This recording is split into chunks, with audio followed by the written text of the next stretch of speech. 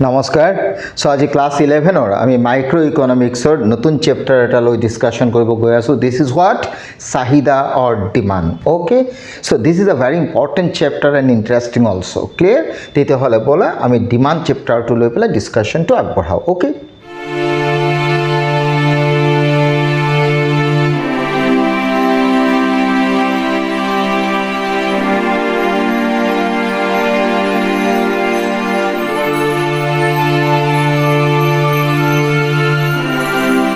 Demand means what? অসমীয়াত যেটো কোৱা হয় চাহিদা ক্লিয়াৰ the question হল আমি কওঁ না বস্তু এটা ডিমান্ড কৰিছো কিবা এটা সার্ভিস মই ডিমান্ড কৰিছো clear so demand exactly what it means clear so চাহিদা মানে কি মই ইয়াত কেইটামান পইণ্ট লিখি থৈছো তুমি চোৱা clear So demand does not mean mere desire for a commodity. That means what?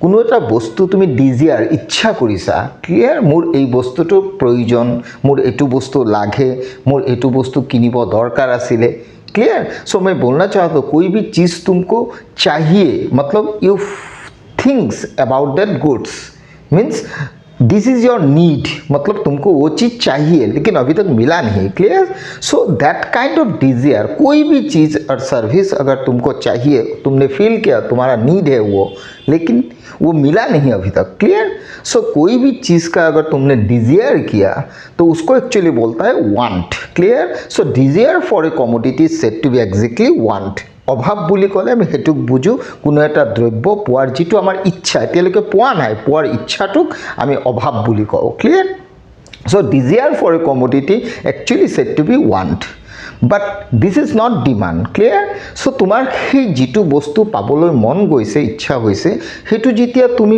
পাবা মিন্স এটা নিৰ্দিষ্ট দৰত যেতিয়া দ্ৰব্যটো ক্ৰয় কৰিবা তেতিয়াহে হেতু চাহিদা হ'ব মই ক'ব বিচাৰিছো তোমাৰ অভাৱটো যেতিয়া পূৰণ হ'ব दर एटा दियार विपरीते तेतिया हेतु चाहिदा हो जाबो मैं बोलना चाहता हूँ that desire not only said to be demand when your desire fulfil against price मैंने बोला this is said to be demand clear तेतिया हले डिमांड हबले हले तुमार डिजायरो থাকিব লাগিব एंड ऑल्सो विलिंगनेस जिटु कॉन्सेप्ट हेतु থাকিব লাগিব एंड एबल टू बाय मतलब तुमको जो एबिलिटी परचेज करने का वो भी रहना चाहिए against a given period of time clear so हेकारणे मैं लिखि थैसो demand does not mean mere desire for a commodity actually desire for a commodity is said to be want clear so demand is always defined with reference to price ये देखो मैंने लिख दिया demand always defined with reference to price मतलब demand के against में price होना ही चाहिए clear so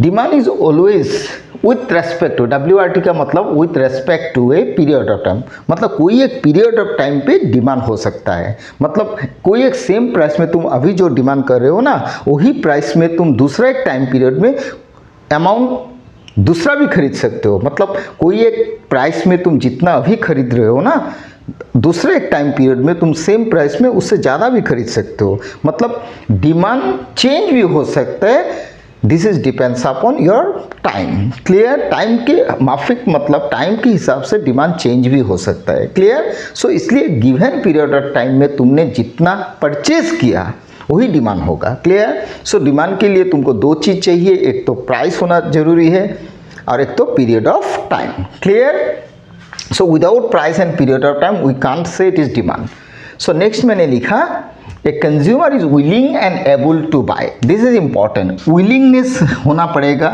and able to buy मतलब विलिंग एंड एबल ये दो चीज़ होना पड़ेगा मतलब your desire to be fulfil against price मतलब तुमको खरीदना पड़ेगा वो चीज़ मीन्स योर कैपेसिटी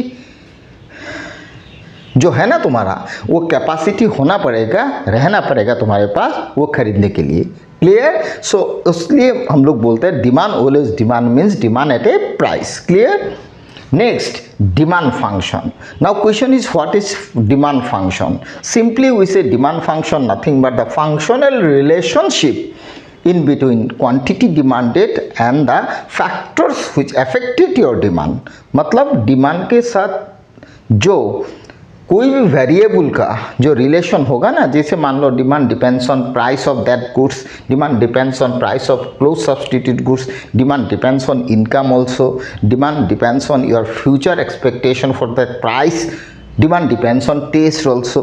ये जो फैक्टर मैंने बोला ना उसको बोलते हैं factors affecting your demand. Clear? So demand function nothing but simply functional relationship between quantity demand and the factors affecting your demand. Clear?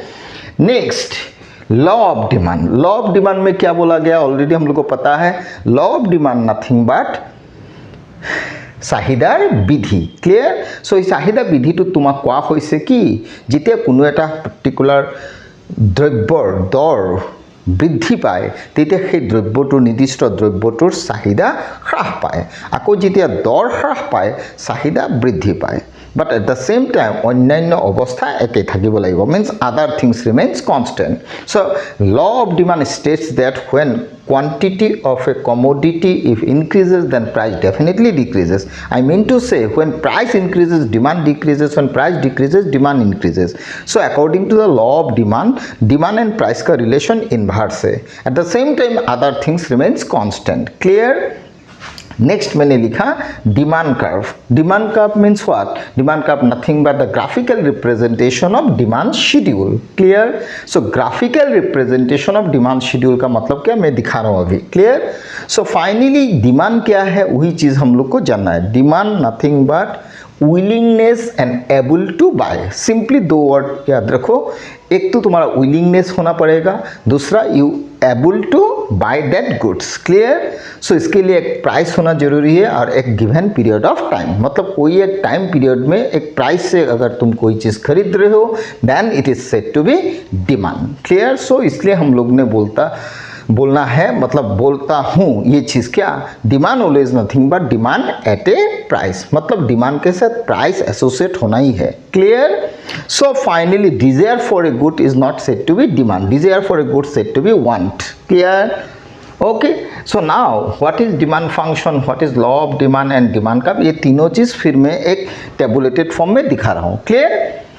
तो ये जो डिमांड फंक्शन वाला बात है ना, demand function nothing but what? Functional relationship. Demand function nothing but what? Demand what? Demand function. Okay, so demand function इस हिसाब से लिखता है, demand is a function of price of X, इधर एक्स लिख दिया, price of Y capital Y comma taste comma future expectation of price. Clear? मतलब x nothing but good x का demand, px nothing but price of good x, py nothing but price of good y। Clear? This is related goods. Okay, हो सकता है substitute, हो सकता है complementary. y nothing but income, t nothing but taste and preference and f nothing but future expectations of the price, मतलब price future में कितना हो सकता है वो चीज़। Clear? Finally this is the relation between demand for good X and उसके साथ ये जो मैंने वेरिएबल फैक्टर लिखा ना, ये सब फैक्टर के साथ डिमांड का जो रिलेशन होगा ना, जो रिलेशन होगा that relation is said to be what? Demand function. So demand function nothing but functional relationship in between quantity demanded and the factors affecting that goods. Clear? factor affecting का मतलब हो गया ये सब, मतलब ये सब फैक्टर ने डिमांड को अफेक्ट किया। क्लियर? लेकिन मैं ये चीज़ बोल रहा हूँ, सिंपली तुम डिमांड फंक्शन ऐसे लिख सकते हो, what? Generally demand depends on price, demand is a function of price, means functional relationship in between demand and price is said to be demand function. Clear? और वही डिमांड फंक्शन के हिसाब से अगर तुम लॉ ऑफ डिमांड में चले जाओ ना, तो लॉ ऑफ डिमांड में ये चीज़ बोला गया, when price of one good increases, मतलब price of one good increases then definitely demand for that good decreases. When price decreases then definitely demand what? Increases. Means price and demand के साथ relation inverse. D is here dependable variable, P is what? Independent variable. मतलब ये dependent and independent, मतलब dependent and independent variable के बीच जो relation आया ना, मतलब डिमांड एंड प्राइस के बीच, that relation is said to be demand function simply उसे। एंड दैट डिमांड फंक्शन में तुमको ये मिला, प्राइस बढ़ा तो डिमांड घटेगा, प्राइस घटेगा तो डिमांड बढ़ेगा, at the same time other things remains constant. ये चीज़ बोला गया लॉ ऑफ डिमांड में, क्लियर। लेकिन अदर थिंग्स अगर रिमेन्स कांस्टेंट रहेगा तो डिमांड के साथ प्राइस का रिलेशन डेफिनेटली इन्वर्स ही होगा according to the law of demand, clear. तो इसके हिसाब से तुम डिमांड शेड्यूल भी बना सकते हो। डिमांड शेड्यूल मतलब टेबुलेटेड फॉर्म, क्लियर। मान लो प्राइस ले लिया और इधर तुमने डिमांड ले लिया, quantity demand, clear. Quantity demand, अगर मार्केट में प्राइस, कोई एक चीज़ का प्राइस मान लो 5 तो तुम डिमांड कर रहे हो 1 यूनिट, क्लियर। प्राइस मान लो हो गया 4, डिमांड 2 यूनिट, क्लियर। रुपीस 3 तो डिमांड हो जाएगा कितना, 3 यूनिट। मतलब प्राइस ग्रेजुअली फॉल्स हुआ तो डिमांड बढ़ा, प्राइस अगर बढ़ा तो डिमांड घटा, clear. So price and demand के साथ रिलेशन हो गया इनवर्स, मतलब निगेटिव रिलेशन। सो ये जो टेबुलेटेड फॉर्म मैंने दिखाया ना, प्राइस बढ़ेगा तो डिमांड घटेगा, प्राइस घटेगा तो डिमांड बढ़ेगा। ये देखो प्राइस घटा तो डिमांड बढ़ा, प्राइस बढ़ा तो डिमांड घटा, क्लियर। सो ये जो प्राइस एंड डिमांड का इनवर्स रिलेशन टेबुलेटेड फॉर्म में मैंने दिखाया ना, this is said to be demand schedule. Actually this is individual demand schedule, clear. So from that demand schedule definitely we draw a demand curve, clear. तो demand curve अगर बनाओगे ना, individual demand curve actually, clear. So individual demand curve अगर बनाओगे ना, what, individual demand का मतलब हो गया एक कंज्यूमर का डिमांड कर्व, क्लियर।